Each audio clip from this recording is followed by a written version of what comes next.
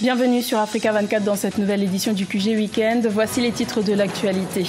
Célébration du 50e anniversaire de l'indépendance ce vendredi 12 octobre en Guinée équatoriale. À cette occasion, le président Teodoro Obiang Bassogo a gracié 81 prisonniers, dont une trentaine d'opposants. La coalition digitale encourage l'entrepreneuriat des jeunes Camerounaises. Une dizaine de lauréates ont reçu le certificat de formation de cette organisation non gouvernementale bâtie sur l'écosystème digital résilient et sur l'économie digitale inclusive. Et à la rencontre de l'artiste rappeur Danny Lee, activiste et défenseur de la cause de la jeunesse. Il fait partie des pionniers du rap au Niger. Son troisième album est en préparation. Mais tout d'abord au Gabon, les résultats du premier tour des élections législatives du 6 octobre sont enfin tombés.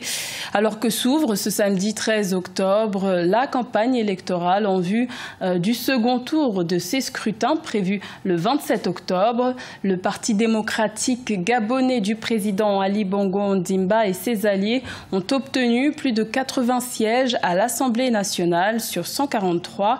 Les résultats des élections locales du 6 octobre à tour unique sont toujours en attente.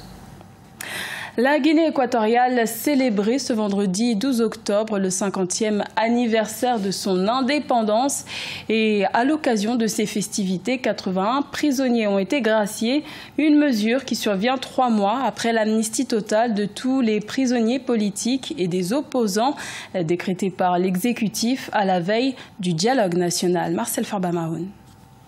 À l'occasion de la fête des 50 ans d'indépendance de son pays, le président équato-guinéen Teodoro Obiang Bassogo a annoncé via décret avoir gracié 81 prisonniers vendredi 12 octobre 2018. Parmi les bénéficiaires, on dénombre une trentaine d'opposants.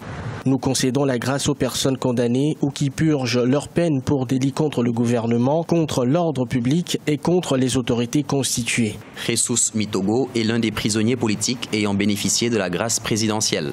Ce membre du Parti citoyen pour l'innovation et unique député de l'opposition au Parlement avait été condamné en février 2018 à plus de 30 ans de prison pour sédition, désordre public, atteinte à l'autorité et blessures graves après des échauffourées qui ont eu lieu durant la campagne pour les législatives de novembre 2017.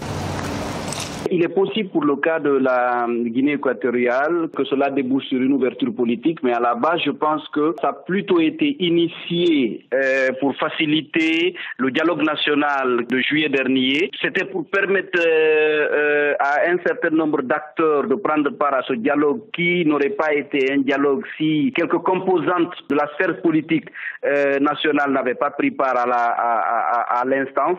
Et puis, il y a aussi les pressions subtiles de la communauté internationale qui s'était engagée à accompagner ce processus de dialogue et à le cautionner. Le 12 octobre 1968, la République de Guinée équatoriale avait obtenu son indépendance avec à sa tête Francisco Macias Nguema, élu en juillet 1970. Ce dernier sera destitué le 3 août 1979.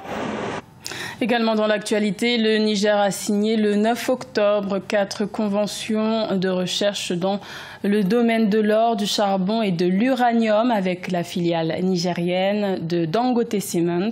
Selon les termes de l'accord, la société Dangote Cement Niger s'engage à investir un montant minimum de 2 millions de dollars américains pour chacun de ses permis dans les 3 années à venir.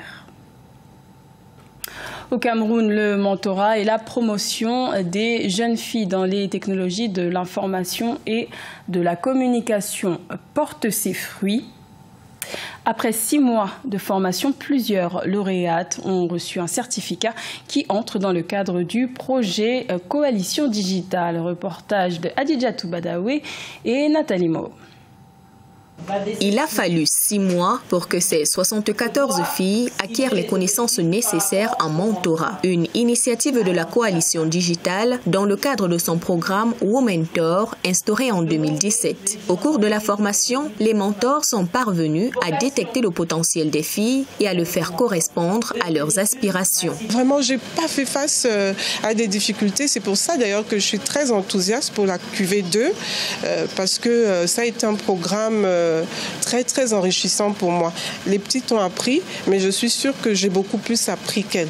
Le partage d'expériences faisait partie intégrante des modules de formation en mentorat. Les filles ont également été évaluées sur la base de l'outil informatique à travers le mécanisme de fonctionnement des imprimantes 3D. Parmi elles, certaines ont déjà des projets bien élaborés dont la mise en œuvre ne saurait tarder.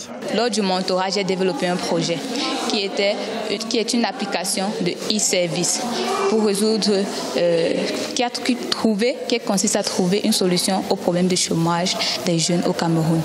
Et mes objectifs après le mentorat, je compte continuer cette application et développer en start-up.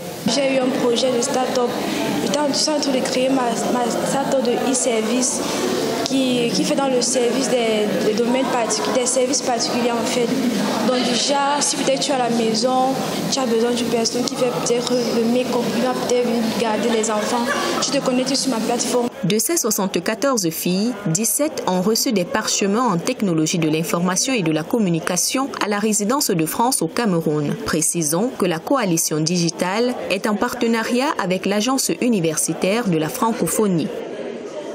Un nouveau partenariat dans le domaine de la santé en Afrique a été lancé par la Fondation United Bank for Africa et Gavi, l'Alliance du vaccin, une collaboration pour renforcer les systèmes de santé et pour sensibiliser les populations sur la vaccination. Le premier pays africain bénéficiaire sera le Nigeria.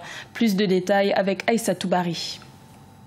La branche de responsabilité sociale du groupe United Bank for Africa et Gavi, l'Alliance du vaccin, se sont associés pour renforcer les systèmes de santé et sensibiliser sur la vaccination à travers l'Afrique. Le Nigeria sera le premier en Afrique à bénéficier de ce programme de financement en 2018. Le groupe United Bank for Africa et la fondation UBA ont eu un impact positif sur la vie au Nigeria et sur le continent africain pendant plusieurs décennies et c'est une autre opportunité pour améliorer la vie de millions d'Africains. Nous sommes fiers du partenariat avec Gavi qui se poursuivra jusqu'à la fin de 2020. Ce partenariat avec la fondation UBA vise à recueillir 1,5 million de dollars au cours des 2 prochaines années en s'appuyant sur le réseau des partenaires de UBA pour soutenir les programmes de vaccination de Gavi au Nigeria. Le vaccin des enfants au Nigeria reste rien pour nous. Une incompréhension tout cas notamment de la chefferie religieuse. Donc il est important de dire que le taux de mortalité infantile est un véritable drame en Afrique. Donc cela va notamment permettre à ces cas de baisser fortement le taux de mortalité infantile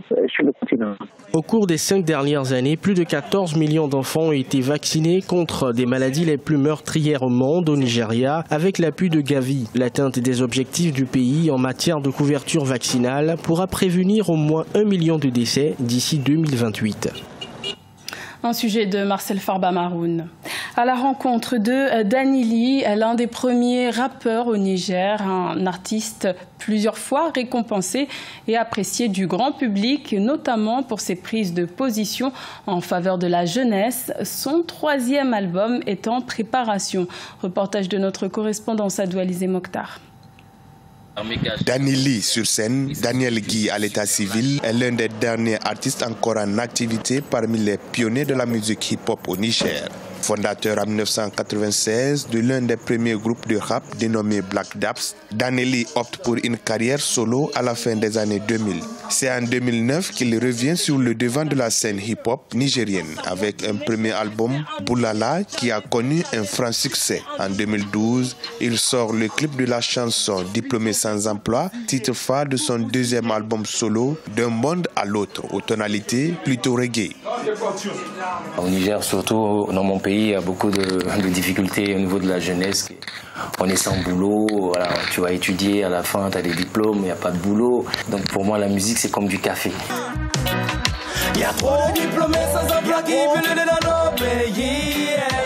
Artiste engagé, ouvert au défi de son temps, son rythme sans faille est à l'image de ses textes. C'est vraiment quelqu'un de très intelligent, de très intègre, qui sait ce qu'il veut et qui s'est d'abord forgé un mental d'acier avant même de se lancer dans la musique. Et une fois qu'il a plongé dans la musique, c'était vraiment que ça. Il savait ce qu'il voulait, il savait vers où il allait. En 2009, il reçoit le prix du meilleur artiste solo et celui du meilleur clip vidéo au Niger Hip Hop Award. Actuellement, Danny Lee est en préparation du vernissage mixage de son 3e album qui marquera ainsi son retour sur scène avec une équipe de musiciens et de chansons colorées aux saveurs mélangeant pop et rap africain. Ce journal a été réalisé par l'ensemble de la rédaction. Merci de votre fidélité. L'information continue sur Africa 24.